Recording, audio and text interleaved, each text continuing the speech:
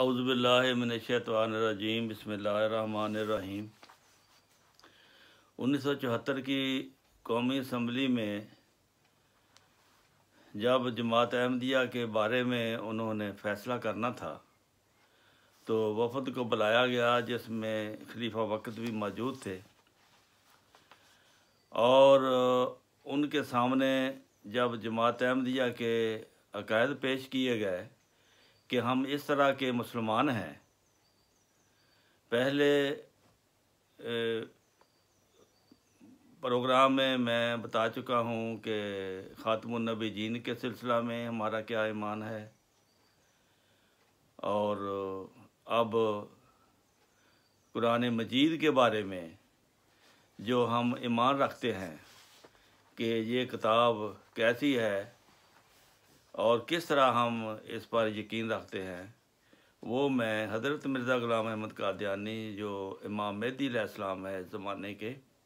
ان کی زبانی آپ کی خدمت میں پیش کرتا ہوں، اور یہ باتیں اس اسمبلی میں پیش کی گئی ہیں، اور ان سے اس کے بارے میں جواب پوچھا گیا تھا، مگر ان کے پاس کوئی جواب نہیں تھا، کیونکہ ان کی اکثریت تھی۔ وہ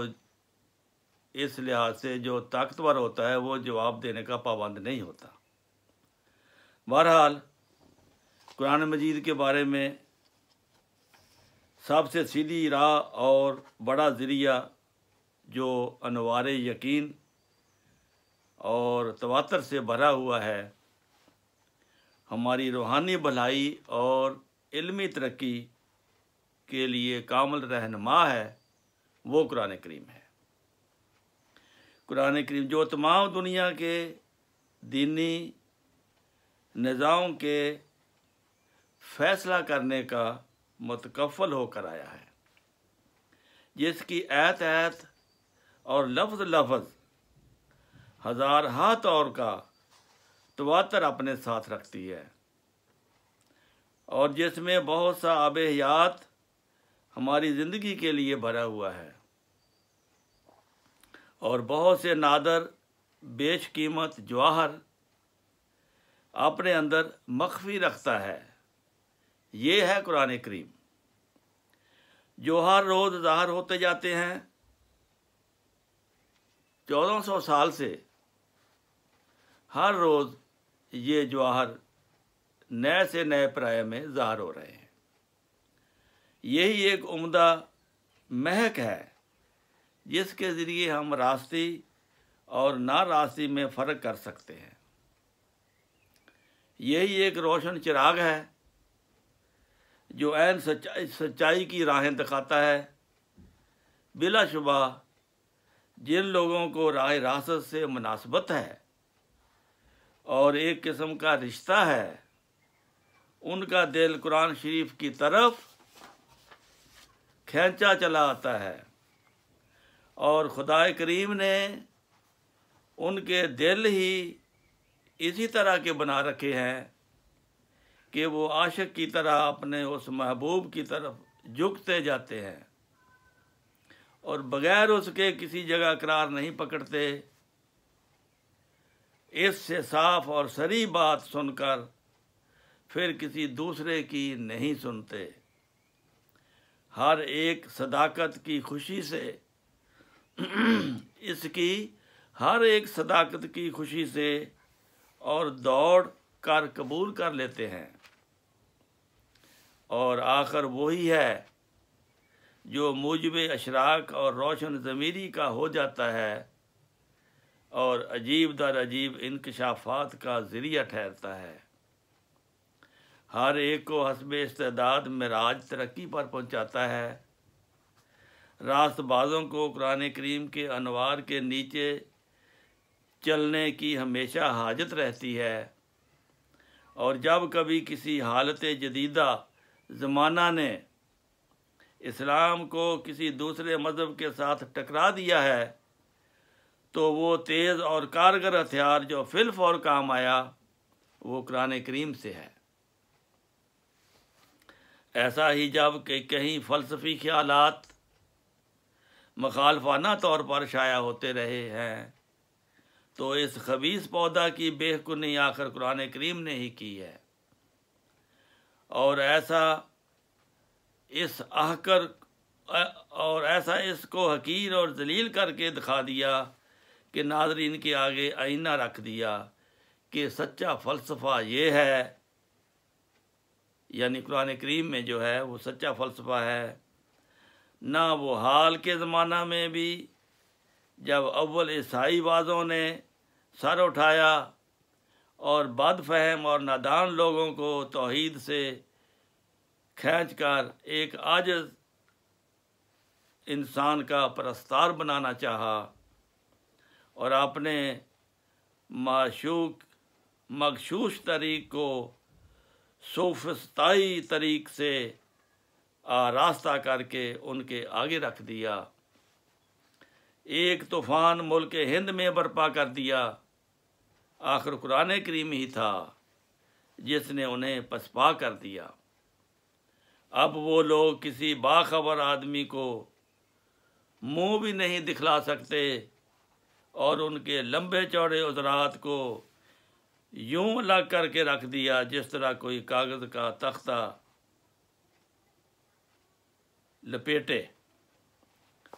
یہ پتہ کیا ہوا ہے؟ یہ عیسائی جو ہے انڈیا میں اس زمانے میں جب حضرت مرزا غلام احمد قادیانی اپنی کتابیں لکھ رہے تھے اسلام کے حق میں اور عیسائیت کے مخالف، انہوں نے بے شمار مسلمانوں کو عیسائی بنا لیا تھا۔ ایک دو نہیں، لاکھوں کی تعداد میں اس وقت عیسائی ہو گئے تھے، کیونکہ اس وقت عیسائیوں کے پاس ایک ایسا ہتھیار تھا جس کا ہندوستان کا مسلمان کیا مولوی بھی جواب نہیں دے سکتا تھا۔ وہ قرآن کریم کی آیت نکالتے تھے، اس کو کہتے تھے کہ بتاؤ قرآن کریم کی روح سے عیسیٰ کہاں ہے؟ مسلمان کہتے تھے کہ عیسیٰ آسمان پر ہے اور زندہ ہے اور آخری زمانے میں آئے گا، ہم یقین رکھتے ہیں۔ پھر وہ پوچھتے تھے اچھا بتاؤ کہ آپ کا رسول محمد رسول اللہ کہاں ہے؟ انہوں نے کہا وہ تو مدینہ میں دفن ہے، اس کا مقبرہ ہے، وہ فوت ہو گئے ہیں۔ پھر وہ عیسائی پادری کہتے تھے مسلمانوں کو کہ اچھا بتاؤ کہ جو آسمان پر ہے وہ زیادہ مقبول ہے اپنے رب کا اور بڑا ہے، یا جو فوت ہو کے دفن ہو گیا ہے؟ اور یہ بھی ساتھ کہتے تھے کہ اس نے تو پھر دوبارہ آنا ہے، تو پھر آپ کیسے اسلام کو مانتے ہو؟ تو عام لوگ کیا مولوی بھی کئی عیسائی ہو گئے تھے اس زمانے میں۔ اس کی روک تھام، اس حملے کا جو جوابی وار کیا ہے، دفاعی نہیں کیا بلکہ عیسائیوں پر حملہ آور ہوئے ہیں اس عہد سے کہ ان کے عیسیٰ علیہ السلام کو قرآن کریم کی روح سے فوت شدہ ثابت کیا۔ وما محمد الا رسول قد خلت من قبلہ رسول، یا عیسیٰ انی متوفی کا ورافعہ کا الیہ، ان آیتوں کی تشریح کر کے اور تفسیر کر کے ان کو بتا دیا کہ قرآن کریم کی روح سے تمہارا عیسیٰ تو فوت ہو گیا ہے، وہ تو کبھی آئے گا نہیں۔ تو اس طرح حضرت مرزا غلام احمد نے ان پر فتح حاصل کی، اور ہندوستان کے پادری جماعت احمدیہ کے ساتھ اور حضرت مرزا غلام احمد قادیانی کے ساتھ بات کرنے کو تیار نہیں تھے۔ انہوں نے پھر جب یہ حالت دیکھی تو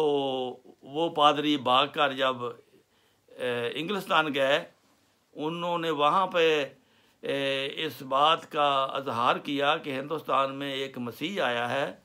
جو حضرت عیسیٰ کو وفات یافتہ ثابت کرتا ہے، اور عقل سے بھی اور دلائل سے بھی اور انجیل سے بھی۔ اور اس کا ہمارے پاس کوئی جواب نہیں ہے۔ ان کو وہاں سے نصیحت ہوئی کہ تم نے ان کا مقابلہ نہیں کرنا، ان کے کوئی بھی احمدی ہو، مرزا غلام احمد قادیانی کا ماننے والا ہو یا مولوی ہو ان کا، تو تم نے ان کے ساتھ بحث و تمیز نہیں کرنی، اس کا ہمارے پاس کوئی جواب نہیں ہے۔ تو اس طرح انہوں نے عیسائی پادریوں کو شکست دی، اور ہندوستان میں مسلمان عیسائی ہونے سے آہستہ آہستہ پھر کم ہو گئے، پھر بچ گئے، پھر آخر ان کو یہاں ہندوستان سے دوڑنا پڑا۔ یہ مرزا صاحب کا کارنامہ تھا، قرآن کریم کی روح سے ان کو دوڑایا ہے۔ جو یہ تثلیث کی جو فتح کا وہ نعرہ بجا رہے تھے، یہ پھر حضرت مرزا غلام احمد نے قرآن کریم کے اس ہتھیار سے ان پادریوں کا مقابلہ کیا اور ان کو ہندوستان سے بھگایا اور ان کے عقیدے کو پاش پاش کیا۔ اس کے نتیجے میں پھر کئی مسلمان، بہت سے مسلمان واپس آئے، اور پھر بہت سے